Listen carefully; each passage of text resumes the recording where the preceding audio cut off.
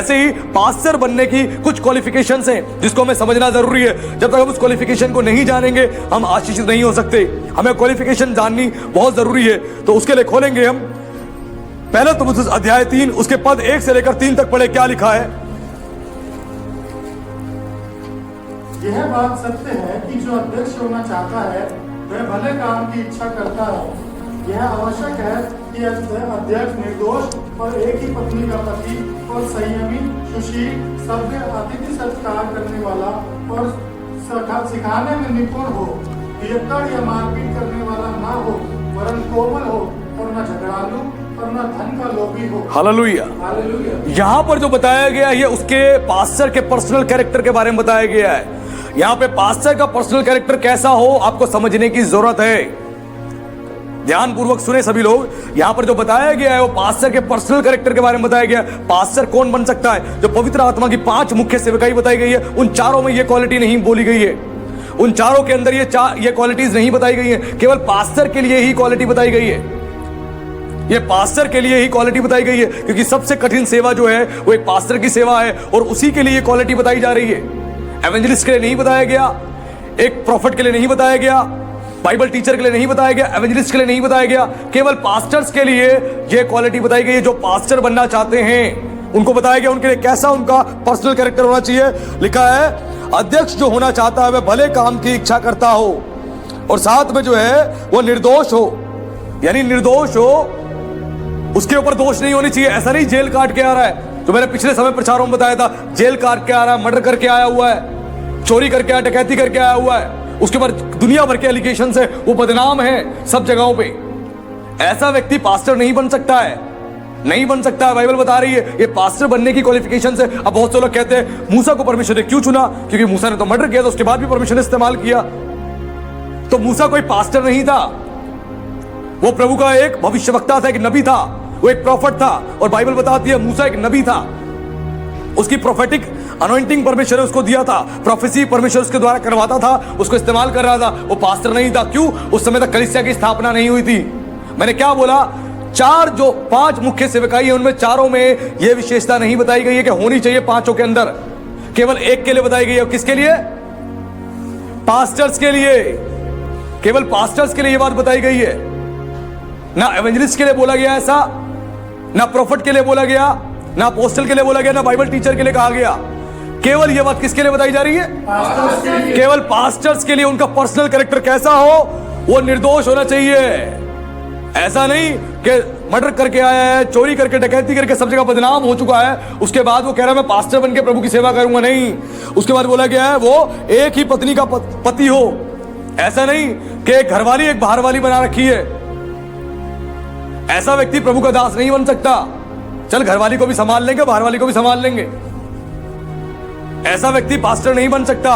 एक ही पत्नी का पति हो, यह चीज बताई गई है एक पास्टर के लिए। उसके बाद बोला गया है संयमी हो, और जो संयमी शब्द यहां इस्तेमाल हुआ है, ये संयमी पेशेंस से नहीं है, ये धीरज से नहीं है। ये संयमी शब्द जो इस्तेमाल किया गया है, ये जो व्यभिचार की आने वाली परीक्षाएं होती हैं उसके लिए कि अपने ऊपर कंट्रोल होना चाहिए उसका, ये उसके विषय में बताया गया है। ऐसा नहीं कि जवान है, सेवा के लिए निकल गया, सेवा कर रहा है, जवान महिलाएं भी सामने हैं, जवान बहनें भी सामने हैं, और व्यभिचार की परीक्षा उसके ऊपर आए, जैसे यूसुफ के ऊपर आ रही थी। जैसे पोतीफर की पत्नी ने यूसुफ पे कब्जा लेने की कोशिश करी, संबंध बनाने की कोशिश करी, लेकिन यूसुफ पवित्र था और परमेश्वर के भय में चलने वाला था। उसने अपने आप को बचाया और वो वहां से भागा। ऐसे ही वो संयमी हो। ऐसा ना हो कहीं गया प्रार्थना करने के लिए किसी बहन के घर में और उसका पति नहीं है और कोई नहीं है, उसके ऊपर जब शैतान व्यभिचार की परीक्षा डालने की कोशिश करे वो उसमें फंस जाए और वो व्यभिचार में पड़ जाए। ये चीज बताई गई है कि ऐसा नहीं होना चाहिए, संयमी होना चाहिए, उसके ऊपर कंट्रोल खुद का होना चाहिए। ये चीज बताई जा रही है। उसके बाद बोला गया सुशील हो और सभ्य, अतिथि सत्कार करने वाला हो, सिखाने में निपुण हो। सुशील होना चाहिए, उसका बोल चाल अच्छा हो, उसका बिहेवियर अच्छा हो। उसके बाद बोला गया है अतिथि सत्कार करने वाला हो, सभ्य अतिथि सत्कार करने वाला हो, यानी लोगों का अच्छे से आदर सम्मान करने वाला हो। ये केवल बिशप के लिए बोला नहीं गया, बिशप को भी बाइबल में जो है एक पास्टर बताया गया है। ऐसा नहीं कि बिशप के बारे में जो हम पढ़ रहे हैं, अध्यक्ष के बारे में, अध्यक्ष एक पास्टर भी हो सकता है, एक पास्टर अध्यक्ष भी हो सकता है। ये दोनों को अदल बदल करके, इंटरकनेक्ट करके कई बार बताया गया बाइबल में। तो ये चीज बताई गई है, वो जो व्यक्ति हो सभ्य अतिथि सत्कार करने वाला हो, लोगों के साथ अच्छे से बिहेव करने वाला हो। कोई किसी के घर आता है बड़े अच्छे से आदर करने वाला हो, चर्च में आदर करने वाला हो अच्छे तरीके से। उसको बोला सिखाने में निपुण हो, ये क्वालिफिकेशन पर्सनल कैरेक्टर ऐसा चाहिए, सिखाने में निपुण हो, यानी जो भी सिखाए वो निपुणता के साथ सिखाए, यानी उसके ऊपर उसका अध्ययन होना चाहिए, उसका समय बीतना चाहिए, वो एक्सपर्ट होना चाहिए उस चीज को जो सिखा रहा है। जो भी सिखा रहा है उसमें उसकी एक्सपर्टीज होनी चाहिए, कठिन परिश्रम उसका होना चाहिए, वो निपुण होना चाहिए। ये नहीं कि चलो आज संडे आया बाइबल खोलो जी, 80 तो बाइबल खोलेंगे जी और प्रचार कर देंगे, नहीं,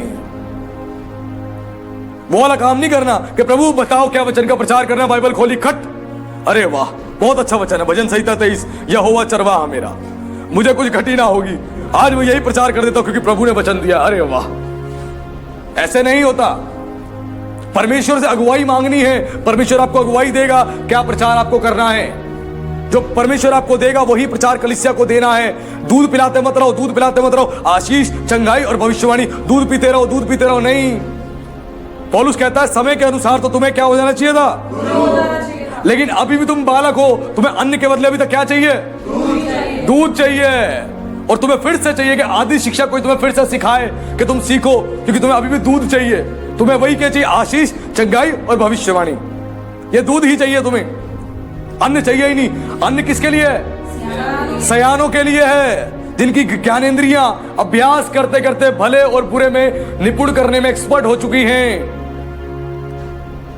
ऐसे लोगों के लिए भोजन है, आत्मिक भोजन है। कब तक दूध पिलाते रहोगे? आज कलीसियाओं को बोलना है अपने पास्टर्स को कि दूध पिलाना बंद करो पास्टर साहब, अब अन्न खिलाओ। अब हम अन्न खाने वाले बन चुके हैं, अन्न खाओगे तभी मजबूत बनोगे। दूध तो छोटे बच्चे के लिए होता है, जिसको पिलाओ और काम चलाओ, लेकिन जैसे बच्चा बड़ा होता है उसको अन्न चाहिए, तभी शरीर की अच्छे से ग्रोथ होगी, डेवलपमेंट होगी। अगर कोई माँ बच्चे को पकड़ के सिर्फ अपने दूध से लगाए रहे और दूध ही पिलाती रहे, दूध ही पिलाती रहे और कोई अन्न ना खिलाए, बच्चा तो खाएगा ही नहीं। अगर वो मेहनत ना करे, परिश्रम करे, सिर्फ दूध पिलाती रहे, दूध पिलाती रहे, तो क्या बच्चे की ग्रोथ हो जाएगी? नहीं होगी। वैसे ही पास्टर अगर दूध पिलाता रहे, दूध पिलाता रहे, तो बड़े हो जाएंगे? नहीं होंगे। उनको क्या चाहिए? अन्न चाहिए, भोजन चाहिए, जिसको खा के वो तंदुरुस्त बने, मजबूत बने, उनकी डेवलपमेंट हो। ये चीज यहां बताई गई है। उनका पर्सनल कैरेक्टर इस प्रकार का होना चाहिए। उसके बाद क्या बताया गया है? उसके बाद उनकी फैमिली सिचुएशन बताई गई है। उसमें बोला गया कि पियक्कड़ और मारपीट करने वाला ना हो, ये पर्सनल कैरेक्टर में बताया गया। कई पास्टर्स चर्च में तो बड़े अच्छे से संत बन के प्रभु की सेवा करते हैं, और बाहर अजय देवल, सनी देवल सीधा उखाड़ते हैं हेड पंप और पिटाई करना चालू, लड़ाई करना चालू। ऐसे लोग नहीं चाहिए प्रभु को। चर्च में तो आके पास्टर बन गए, संत बन गए, और बाहर लाठी डंडा निकाल लिया, आओ तुम्हें मैं बताऊं मैं कैसे बोल रहे हो तुम। ऐसे नहीं चाहिए प्रभु को। ऐसे प्रभु के सेवक नहीं बन सकते। जो लड़ाई करने वाला, झगड़ा करने वाला व्यक्ति है, वो तो कभी पास्टर बन ही नहीं सकता है, कभी नहीं बन सकता है। उसके पर्सनल कैरेक्टर के अंदर लड़ाई झगड़े वाली भावना तो होनी ही नहीं चाहिए कि मार पिटाई करे, झगड़ा करे बाहर जाके। ऐसा चाहिए ही नहीं प्रभु को, क्योंकि बहुत ऐसे पास्टर्स हैं चर्च में तो संत बन जाते हैं बहुत अच्छे से, और बाहर निकल के डंडा निकाल लेते हैं, आओ भाई कौन आएगा, आओ हम तुम्हें बताते हैं।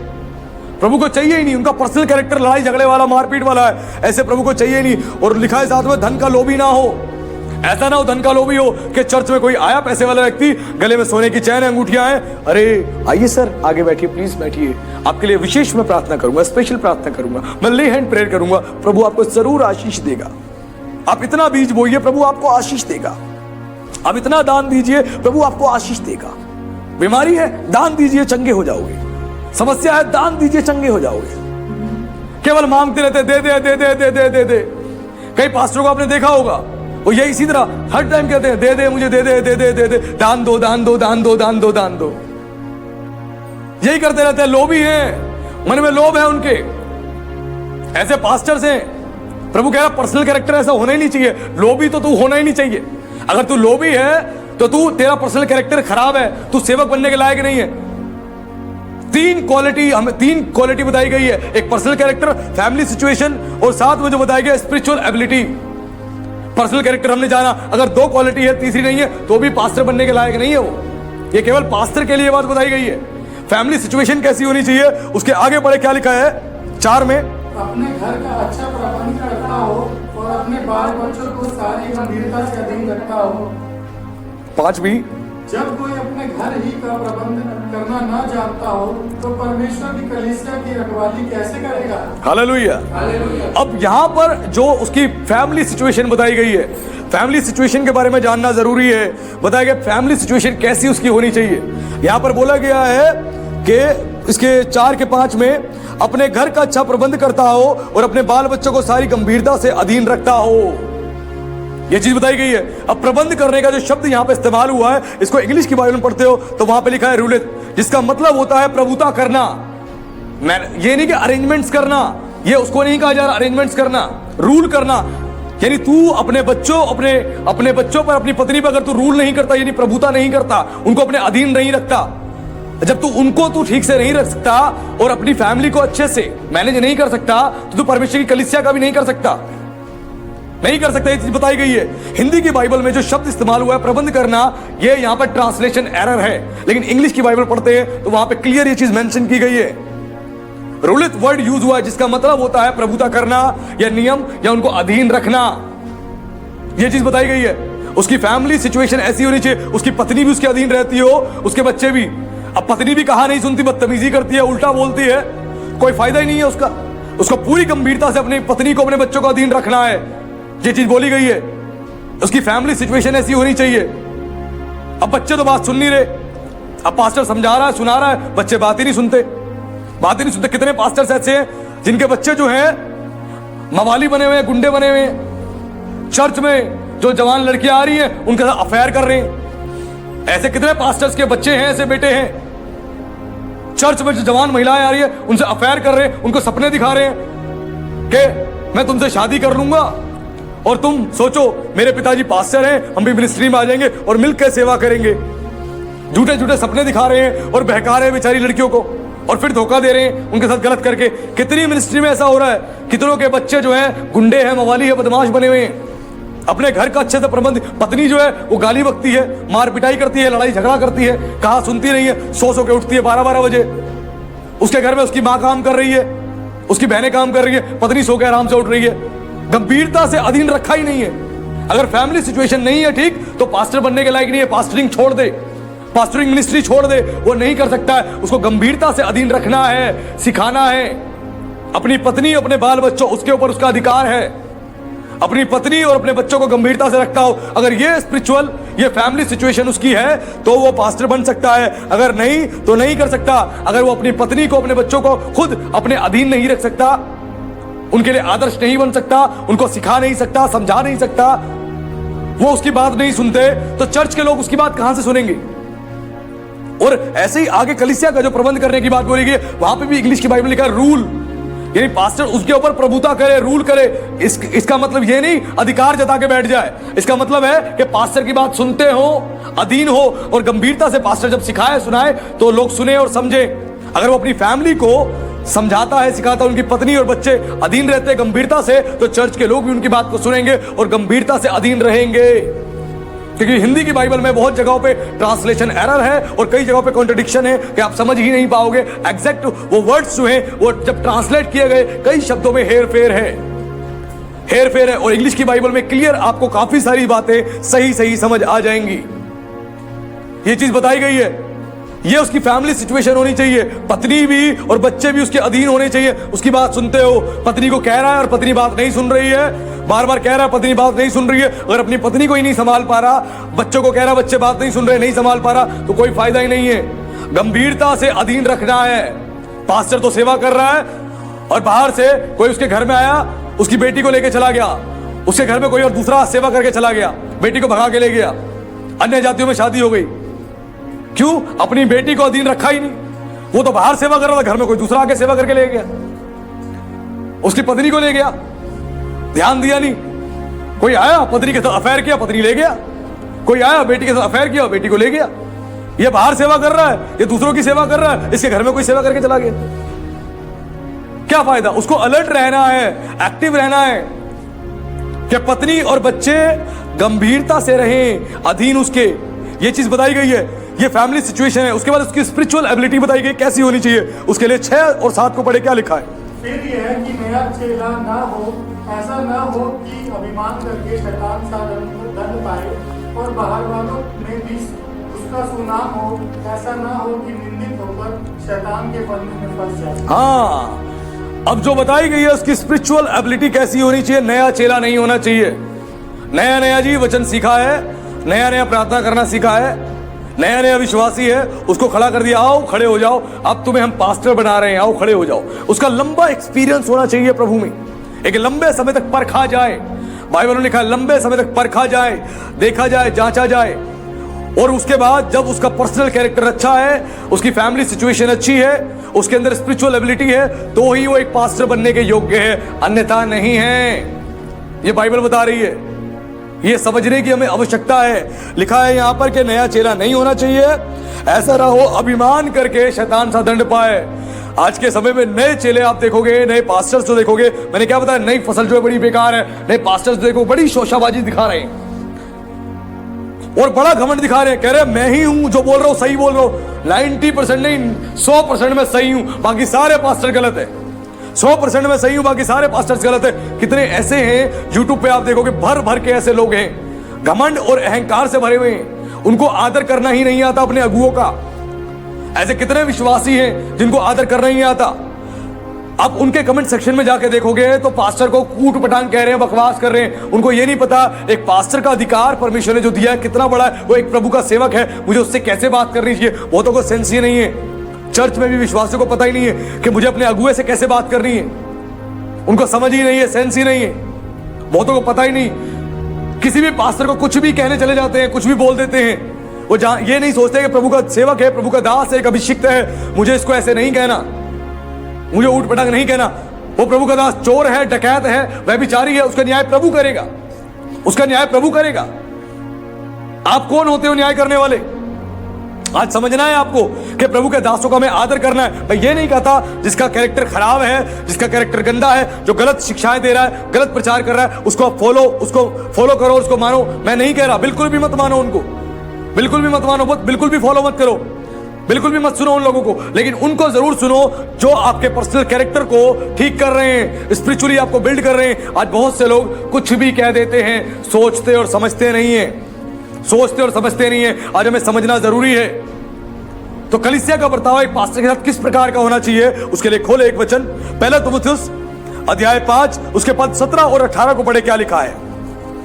जो प्राचीन अच्छा प्रबंध करते हैं, विशेष करके वे जो वचन सुनाने और सिखाने में परिश्रम करते हैं, 2 गुने आदर के योग्य समझे जाएं, क्योंकि पवित्र शास्त्र कहता है, काटने वाले बैल का मुंह न बांधना, क्योंकि मजदूर अपनी मजदूरी का हकदार है। Hallelujah, hallelujah. अब यहां बताया गया कि कलीसियाओं को अपने पास्टर के साथ, अपने अगुओं के साथ किस प्रकार बर्ताव करना चाहिए। लिखा है जो प्राचीन अच्छा प्रबंध करते हैं, जो चर्च में प्राचीन यानी पास्टर्स अच्छा प्रबंध करते हैं, प्रबंध यानी अच्छे से लोगों को अधीन रखते हैं, अच्छे से उनको समझाते हैं, अच्छे से उनकी काउंसलिंग करते हैं, ये वो चीज बताई गई है। उसके बाद बताया गया है विशेष करके यानी स्पेशली, ये चीज यहां पे हाईलाइटेड करी गई है, स्पेशली जो वचन सुनाने और सिखाने में परिश्रम करते हैं, वचन सुनाने में और सिखाने में परिश्रम करते हैं, वो 2 गुने आदर के योग्य समझे जाएं, 2 गुने आदर के योग्य समझे जाएं।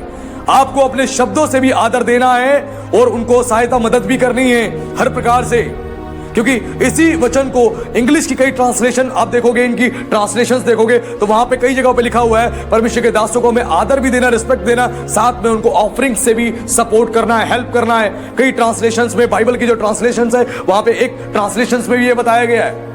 हमें समझना है इस चीज को, और आगे वो चीज हाईलाइट भी करी जा रही है, बताया भी जा रहा है। वो 2 गुने आदर के योग्य, केवल शब्दों से आदर नहीं करना, खाना खिला के उनको खाना खिला दिया, आदर कर दिया नहीं। आगे क्या बताया गया है, लिखा है वचन में 18 में, क्योंकि पवित्र शास्त्र कहता है दावने वाले बैल का मुंह ना बांधना।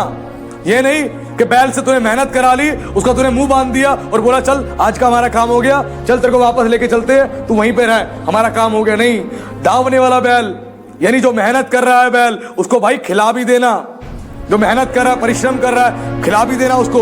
लिखा है दावने वाले बैल का मुंह ना बांधना, क्योंकि मजदूर अपनी मजदूरी का हकदार है। जो मजदूर है वो अपनी मजदूरी का हकदार है, अपनी मजदूरी का, जो अपनी मजदूरी वो कर रहा है उसका हकदार है। इसलिए पौलुस कहता है कौन है कौन है जो खेत को जोतता है, हल जो खेत को जोतता है और बैलों को लगाकर, और बाद में उस खेत से जब फसल होती है तो बैल को खिलाता नहीं है? कौन है?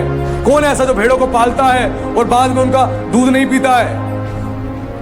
हर एक व्यक्ति है। वैसे ही वो समझा रहा है यहाँ पर कि दावने वाले बैल का मुंह ना बांधना, केवल शब्दों से आदर मत देना, केवल हाथों को जोड़ के नमस्कार मत करना, उनको सपोर्ट भी करना, क्योंकि वो फुल टाइम मिनिस्ट्री कर रहे हैं, वो फुल टाइम प्रभु को अपना जीवन दे चुके हैं। केवल किसके लिए?